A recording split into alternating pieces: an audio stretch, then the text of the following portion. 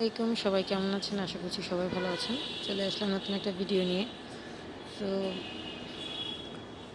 অনেক দিন পর পরে আসলে ভিডিও আপলোড করা হয়, তো এখন ভাবছি না এখন থেকে রেগুলার হয়ে যাব। অবশ্যই সবাই লাইক, কমেন্টস এবং শেয়ার করবেন। আর আমার যারা রিলেটিভ আছেন তারা তো কোনো লাইক, কমেন্টস শেয়ার করবেনই না, কারণ করলে তো আপনাদের হাতে ফুসকা পড়ে যেতে পারে, অথবা যেটা হতে পারে যে আমি আপনাদের লাইক, কমেন্টস শেয়ার নিয়ে পালিয়ে যাব। যার জন্য করেন না, just joking. I am just joking, nothing at all. অবশ্যই রিকোয়েস্ট করব লাইক, কমেন্ট এবং শেয়ার করার জন্য।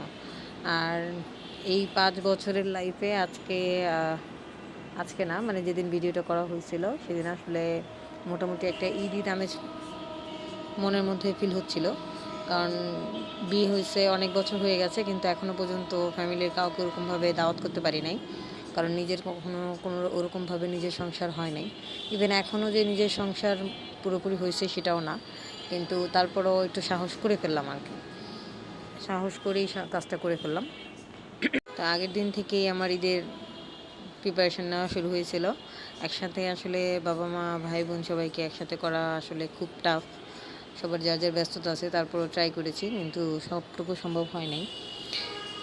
এই 2 বছরে অনেক কিছু হারায় ফেলছি। 2 বছর না, 3 বছরে, লাস্ট 3 ইয়ার্সে বাবাকে হারাইছি, দুলাভাইকে হারাইছি। সো যেহেতু তাদেরকে হারায় ফেলছি, তাদেরকে আর একসাথে করাটা তো পসিবল হয় নাই। তো যারা আছে তাদেরকে নিয়েই চাইছে একটা গেট টুগেদারের আয়োজন করতে। তাছাড়া কখনো পসিবল হবে কি না জানি না। আর পরবর্তীতে কে থাকে কে না থাকে, আমার বয়স হয়ে গেছে, আমরা অল্প বয়স হইতে পারি, আমাদেরও সময় আসে পড়তে পারে। আসলে এরকমভাবে আফসোস থেকে যাবে জীবনে, যে কখনো কাউকে সবার বাসায় যাচ্ছি, বেড়াচ্ছি, কিন্তু কখনো কাউকে নিজের বাসায় আনতে পারছি না। এটা আসলে লাইফের অনেক বড় একটা কষ্টের জায়গা ছিল, কিন্তু সেটা আজকে মানে ইনকমপ্লিট একটা জায়গা কমপ্লিট হয়ে গেল আর কি। যাক, সবাই আসার চেষ্টা করছে, যার জন্য সবাইকে অনেক অসংখ্য ধন্যবাদ। আর মেজু ভাই আসতে পারে নাই, ওর অফিস থেকে ছুটি পায় নাই, তো ওর জন্য আসলেই মানে মিসিং জায়গাটা তো মিস থেকেই যায়, কারো জায়গা তো আর কেউ নিতে পারে না। তো কী করবো সেগুলো ভাবতে ভাবতেই ভাবলাম যে এই সময় রান্না করি, যেহেতু ঈদের পর সবাইকে একটা দাওয়াত করতেছি, আর খাবার পর একটা মিষ্টি আইটেম থাকলে ভালোই লাগে।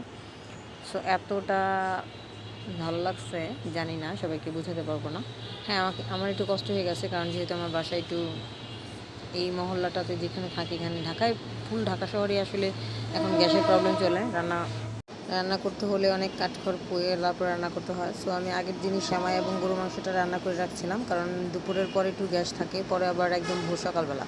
তো ভোর সকালবেলা যদি আমি সব কিছু করতে যাই তাহলে পসিবল হবে না, কারণ সকালে নাস্তার একটা ব্যাপার স্যাপার আছে, আবার পরে দুপুরে খাওয়া দাওয়ার একটা ব্যাপার স্যাপার আছে, আর এতগুলো মানুষ খুব রিস্ক হয়ে যেত, আসলেই রিস্ক হয়ে যেত। পরের দিন যেহেতু শুক্রবার ছিল, শুক্রবারে আসলে 8টার পরে আর গ্যাস থাকে না, তো মনে হয় না কমপ্লিট হবে। এই জন্য আর কি আগে থেকেই মানে যতটুকু সম্ভব প্রিপারেশন নিয়ে রেখেছিলাম। আর আমি রোস্টের জন্য পেঁয়াজ ব্ল্যান্ড করা ছাড়া বাদাম সব কিছু রেডি করে রাখছিলাম, যাতে সকালবেলা উঠে আমার দেরি না হয়। আর আলহামদুলিল্লাহ সব কিছু সুন্দরভাবেই হয়ে গেছে। ঘরভর্তি মানুষ ছিল, এবং আমার ছেলে খুবই খুশি হয়েছে। এতদিন ও কখনোই আসলে নানু বাড়িতে যেয়ে দেখছে, কিন্তু ওদের বাসায় কখনো এতগুলো মানুষ একসাথে পায় নাই। আর মামা খালা সবাইকে আসলে একসাথে করা ওর মার পক্ষে পসিবল হয় নাই, যার জন্য ও অনেক খুশি ছিল। আর বেশি কিছু দিই নেই, তবে আমি একটা মশলা রেডি করে রেখেছিলাম। অবশ্যই মশলার রেসিপিটা আমার ভিডিওতে, এর আগের ভিডিওতে দেয়া আছে, যাদের প্রয়োজন হবে অবশ্যই ভিডিওটা দেখে নেবেন। আমি প্রায় 11 পদের মশলা একসাথে করে একটা মশলা রেডি করছি। সো ওইটার ভিডিও দেওয়া আছে, অবশ্যই চাইলেই সেটা আপনারা করে নিতে পারেন। আর খাবারের টেস্টটা খুব ভালো আসে। যারা আমার হাতের রান্নাটা খেয়েছেন, আমার ফ্যামিলির মানুষ ছাড়া তো বাইরে কেউ খানে, অবশ্যই আপনাদেরকে আমি রিকোয়েস্ট করবো, অবশ্যই ইনবক্সে না, কমেন্টসে অবশ্যই জানাবেন যে কেমন হয়েছিল, তাহলে বাকিরাও বুঝতে পারবে যে মশলাটা কতটুকু গুণাগুণ। আচ্ছা, যাই হোক, আসলে এখানে তো তেমন কিছু বলার কিছু নাই। আর সবচেয়ে বড় সমস্যা হয়েছিল যে আমি বড় হাঁড়িতে রান্না করতে পারি কম, মানে আমি রান্না করতে পারবো কিন্তু নাড়াচাড়া করতে প্রবলেম হয়। আমি রান্না করতে যেতে খুবই টেনশনে পড়ে গেছিলাম, কারণ আমি গরুর মাংস কেউ নাই বাসায়, আমি ছাড়া কেউ নাই, তখনও কেউ আসে নাই। তো আমি রান্না করতেছিলাম, একটা টাইমে যেয়ে দেখা গেছে যে আমি গরুর মাংসটা নাড়া দিতে পারতেছিলাম না। তো অনেক কিছু করে তারপরে মনে করেন যে একটু করে উল্টে উল্টে তারপরে আমি নাড়াচাড়া দিছি। আর এটা আমি আসলে খুবই একটা লাইফের একটা এক্সপিরিয়েন্স, কারণ একা একা কখনো এক হাতে এতগুলো কাজ করা হয় নাই। করছি লাস্ট রোজার ঈদে যখন ননদের শ্বশুরবাড়ির লোক আসছিল, তখন একা হাতে সব কিছু করা হয়েছে। আর তারপরে এই আজকে এই ফার্স্ট সেকেন্ড টাইম হবে।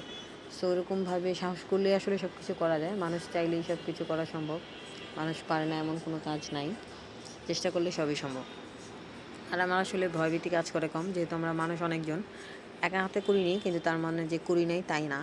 আমি আমার বড় আপার সাথে বা ভাবির সাথে কাজের সময় সাথে থাকি, যে কোনো কাজেই থাক বাড়িতে, যখন সবাই একসাথে হয়। তো সেই জন্য আর কি ভয় কাজ করে নাই, শুধু যতটুকু টেনশন কাজ করছে যাতে কোনো খাবারে শর্ট না হয় বা খাবারটা নষ্ট না হয়। খাবার শর্ট হলেও প্রবলেম নাই, কারণ ফ্যামিলির লোক, প্রবলেম হতো না। কিন্তু খাবারটাতে যে টেস্ট খারাপ না হয়, কারণ এতগুলো জিনিস রান্না করবো, টেস্ট খারাপ হলে তো আর ভালো লাগবে না। দেখ, সবাই ভালো থাকবেন, ধন্যবাদ।